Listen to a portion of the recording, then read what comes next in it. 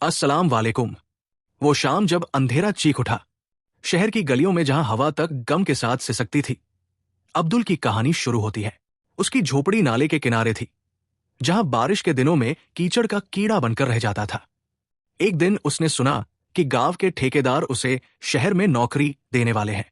मां की मौत के बाद वो बेसहारा था। सपनों की आस में उसने हाँ कर दी, लेकिन शहर पहुंचते ही उसे एहसास हुआ वो धोखे से एक कारखाने में बंधुआ मजदूर बना दिया गया था। कोड़ों के निशान, भूख और चिलचिलाती धूप में काम। एक रात वो भाग निकला, भटकता हुआ इस शहर में आया जहां भीख मांगना ही उसकी नियति बन गई। भाग एक, शेख इब्राहिम की नजरों का जादू। जुम्मे की नमाज के दिन अब्दुल ने पहली बार शेख इब्राहिम को देखा। वो मस्जिद के सामने बैठे बच्चों को कहानियां सुना रहे थे। उनकी आवाज में एक मिठास थी, जैसे फरिश्ते बोल रहे हों।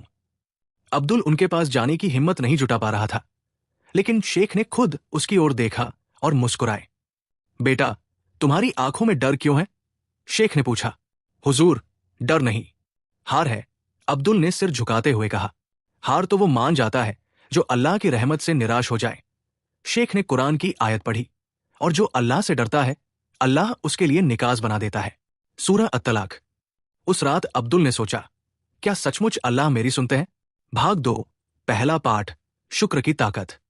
शेख इब्राहिम ने अब्दुल को रोज सुबह फजर की नमाज के बाद कुरान की तिलावत सिखाई। एक दिन उन्होंने पूछा, तुम्हें पता है नबी सुलेमान अलैहिस्सलाम ने क्या दुआ मांगी थी?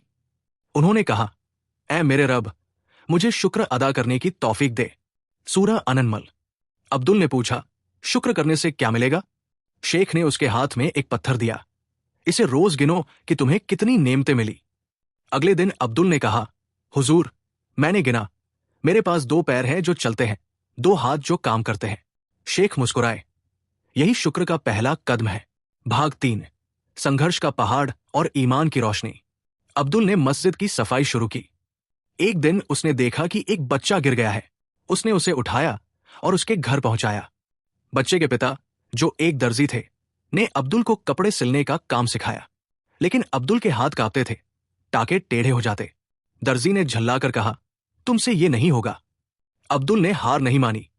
शेख इब्राहिम ने उसे याद दिलाया, अल्लाह उसी की मदद करता है जो खुद अपनी मदद करता है। हदीस। अब्दुल ने रात दर रात अभ्यास किया। 1 महीने बाद उसने पहली कमीज सिली। दर्जी ने उसे 10 रुपए दिए, जीवन की पहली कमाई।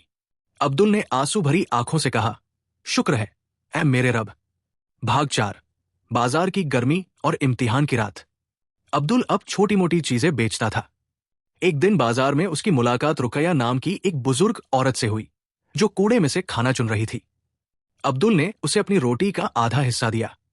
रुकैया ने दुआ दी, अल्लाह तुम्हारी जिंदगी को रोशन करे। कुछ दिन बाद रुकैया ने अब्दुल को अपने घर बुलाया।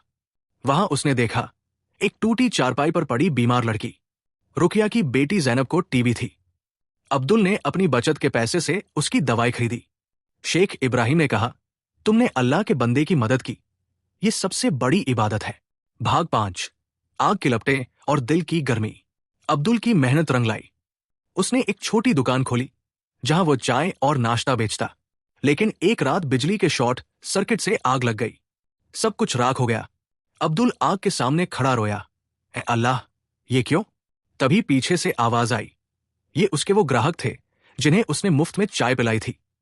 एक ने कहा, हम तुम्हारी मदद करेंगे। लोगों ने चंदा इकट्ठा किया। रुकैया ने अपने गहने बेच दिए। 1 हफ्ते में दुकान फिर से बन गई। अब्दुल ने महसूस किया, अल्लाह की रहमत इंसानों के दिलों से आती है। भाग 6, नई सुबह का सफर। आज अब्दुल की दुकान अनरेट स्टॉल के नाम से मशहूर है। वो गरीब बच्चों को मुफ्त पढ़ाता है। एक दिन शेख इब्राहिम ने पूछा, तुम्हें क्या सबक मिला? अब्दुल ने जवाब दिया, 1, तवक्कुल, जब मैंने अल्लाह पर भरोसा किया तो उसने रास्ते खोले। 2, शुक्र, एक रोटी का शुक्र करो तो 10 का इनाम मिलता है।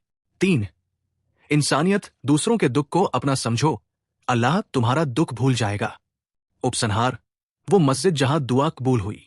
आज भी जुम्मे की नमाज के बाद अब्दुल मस्जिद के बाहर बैठता है, लेकिन भीख मांगने नहीं, बल्कि लोगों को कुरान की आयतें सुनाने।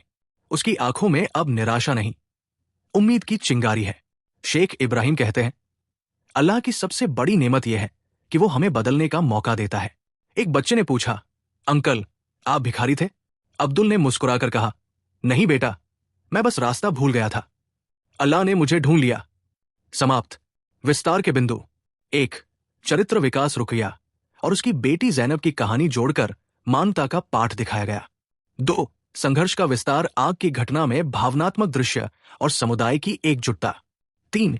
इस्लामी शिक्षाएं, 5 नमाज, ज़कात और दुआ के महत्व को संवादों में बुनना। 4. प्रतीक, शेख इब्राहिम द्वारा दिया गया पत्थर, शुक्र का प्रतीक, जिसे अब्दुल आज भी अपने पास रखता है। अगर आपको यह वीडियो पसंद आया हो तो लाइक करें, शेयर करें और मोटिवेशन बाय डीन चैनल को सब्सक्राइब करें और हमें बताएं आपके विचार क्या है।